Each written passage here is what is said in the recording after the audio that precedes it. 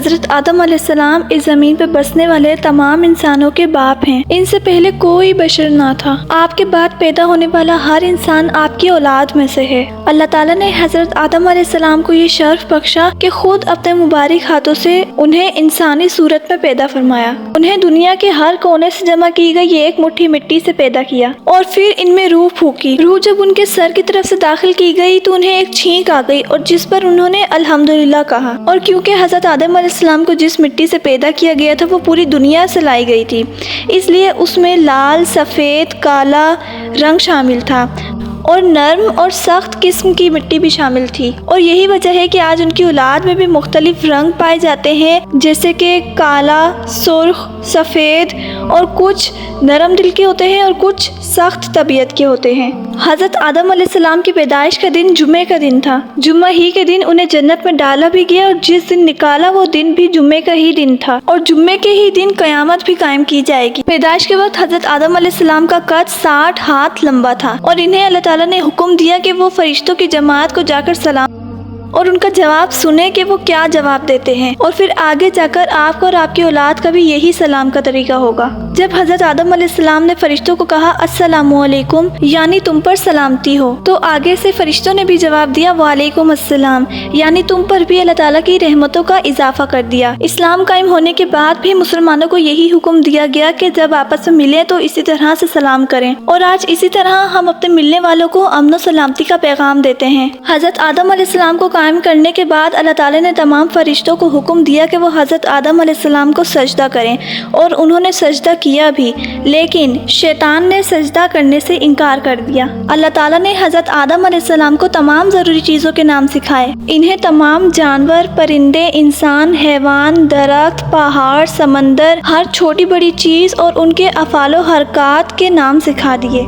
اس کے بعد اللہ تعالیٰ نے فرشتوں سے کہا کہ اب تم بھی ان تمام چیزوں کے نام بتاؤ، اور اس پر فرشتوں نے جواب دیا کہ یا اللہ تیری ذات پاک ہے، جتنا علم تو نے ہمیں دیا ہے اس کے علاوہ ہمیں کچھ بھی معلوم نہیں، بلا شبہ تو دانا اور حکمت والا ہے۔ اس کے بعد اللہ تعالیٰ نے حضرت آدم علیہ السلام کو حکم دیا کہ تم فرشتوں کو ان تمام چیزوں کے نام بتاؤ۔ جب انہوں نے نام بتا دیے تو اللہ تعالیٰ نے فرشتوں سے فرمایا کہ کیا میں نے تمہیں نہیں کہا تھا کہ میں آسمانوں اور زمینوں کے پوشیدہ راز جانتا ہوں؟ ابلیس یعنی شیطان فرشتوں کی جماعت سے تعلق نہیں رکھتا تھا، بلکہ وہ ایک جن تھا، اور جنوں کو آگ سے پیدا کیا جاتا ہے، اور جبکہ فرشتوں کو نور سے پیدا کیا جاتا ہے، اور فرشتوں کی یہ صفت ہے کہ وہ اللہ تعالیٰ کے کسی بھی کام سے منع نہیں کرتے بلکہ ہر کام بجا لاتے ہیں، جبکہ جنوں میں سے کچھ اللہ تعالیٰ کے حکم کو مانتے ہیں اور کچھ نافرمانی بھی کر جاتے ہیں۔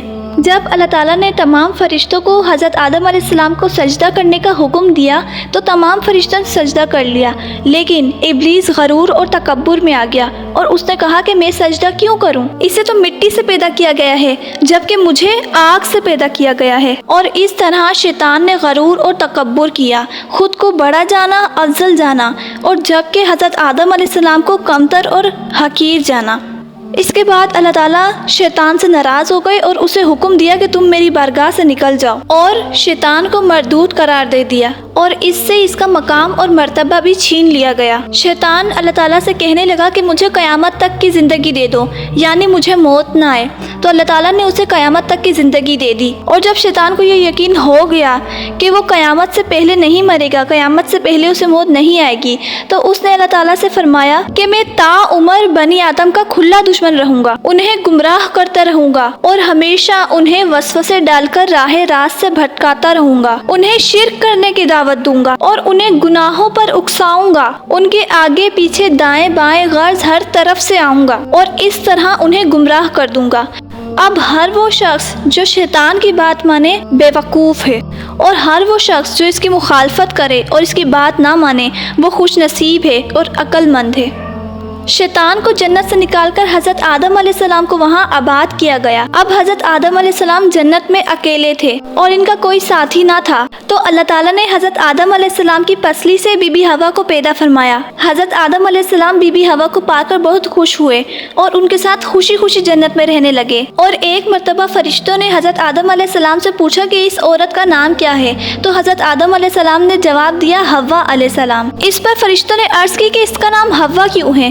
तो हजरत आदम अलैहिस्सलाम ने जवाब दिया क्योंकि ये एक जिंदा वजूद से पैदा की गई है। दोनों जन्नत के बागात की सैर करते, इसके फल खाते। अल्लाह ताला ने इनसे कह रखा था कि तुम जो खाना चाहो खा सकते हो, जहाँ जाना चाहो जा सकते हो, जो पहनना चाहते हो पहन सकते हो, जो दिल चाहे करो, जन्नत की नेमतों से खूब फायदा उठाओ। लेकिन एक दरख्त है, उसके करीब तुम लोग नहीं जाओगे और ना ही इस पर लगा फल खाओगे, वरना तुम जालिमों में शुमार कर दिए जाओगे। एक मर्तबा शैतान हजरत आदम अलैहिस्सलाम और बीबी हवा के पास पहुंचा और कहने लगा कि क्या आपको मालूम है कि अल्लाह ताला ने आपको इस दरख्त का फल खाने से क्यों मना किया है? जिस पर उन्होंने जवाब दिया कि नहीं, हमें तो मालूम नहीं। तो शैतान ने कहा कि ये ऐसा फल है, अगर तो कोई इसे खा लेगा तो वो हमेशा जिंदगी पाएगा और कभी भी नहीं मरेगा, और वो ऐसी बादशाहत का मालिक बन जाएगा जो कि कभी ज़ायल ना होगी। और शैतान कस्में खाने लग गया। इसने इतनी कस्में खाई कि हजरत आदम अलैहिस्सलाम और बीबी हवा को इस पर यकीन आ गया और उन्होंने आखिरकार वो फल खा लिया।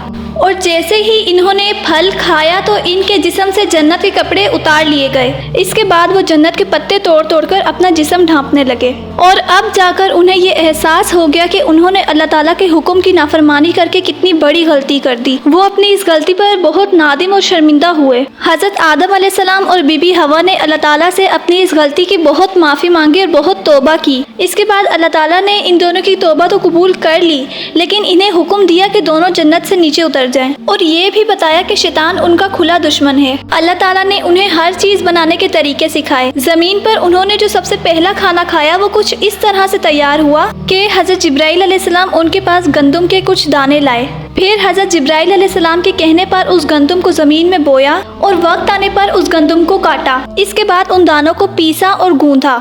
इसके बाद इस आटे की रोटी बनाई और उसे खाया और इस तरह निहायत मेहनत और मुशक्कत के बाद उन्हें खाना मिला। इन्होंने खेती बाड़ी की। खेती बाड़ी करने के अलावा इन्होंने जानवर भी पाले, कपड़ों की बुनाई की और उन्हें पहना। जमीन पर उतरने के बाद हजरत आदम अलैहिस्सलाम और बीबी हवा की बहुत सी औलादें हुई और इनके यहाँ हमेशा एक जोड़ा यानी एक लड़का और एक लड़की पैदा होती थी। और जब इनकी औलादें जवान हो गई तो इन्हें हुक्म दिया गया कि हर लड़के की शादी दूसरे लड़के के साथ पैदा होने वाली लड़की के साथ कर दी जाए। मतलब ये कि उस लड़की से शादी करना जायज नहीं था जो उसी लड़के के साथ पैदा हुई थी। अब इनकी औलाद की औलाद होती चली गई और इस तरह हजरत आदम अलैहिस्सलाम की औलाद दर औलाद इस दुनिया में बसती चली गई। हजरत आदम अलैहिस्सलाम की औलाद में से कुछ लोग बहुत ही नेकोकार थे और कुछ बहुत ही गुनाहगार भी थे जो कि अल्लाह ताला के हुक्म की नाफरमानी किया करते थे। इन्हीं में से एक हाबील भी था जिसने अपने भाई को कत्ल कर दिया था। जब हजरत आदम अलैहिस्सलाम पैदा हुए तो उनका कद 60 हाथ लंबा था और ये कमोबेश 40 मीटर लंबाई बनती है। हजरत आदम अलैहिस्सलाम बहुत लंबे कद के मालिक थे, लेकिन वक्त के साथ इनकी औलाद के कद छोटे होते चले गए। आज जिस तरह हमारे कद हैं वहाँ आकर कद रोक दिए गए। कुछ लोगों का कद लंबा है और बास छोटे कद के भी हैं। कुछ उलमा के मुताबिक हजरत आदम अलैहिस्सलाम की वफात तक उनकी औलाद दर औलाद की तादाद 4 लाख तक पहुँच चुकी थी। वो 1000 साल तक जिंदा रहे और जिस दिन वो दुनिया से रुखसत हुए वो दिन जुमे का दिन था। फरिश्ते अल्लाह ताला के पास से जन्नत की खुशबू और जन्नत का कफन लेकर आए और इनके बेटे से ताज़ियत की। इन्होंने अपनी वफात से पहले अपनी औलाद को शैतान के शर से बचने और उसके मकरो फरेब से बचने की ताकीद की और हर हाल में अल्लाह ताला को याद करने और अल्लाह ताला को पुकारने की ताकीद की। तो ये थी हजरत आदम अलैहिस्सलाम की मुकम्मल हिस्ट्री।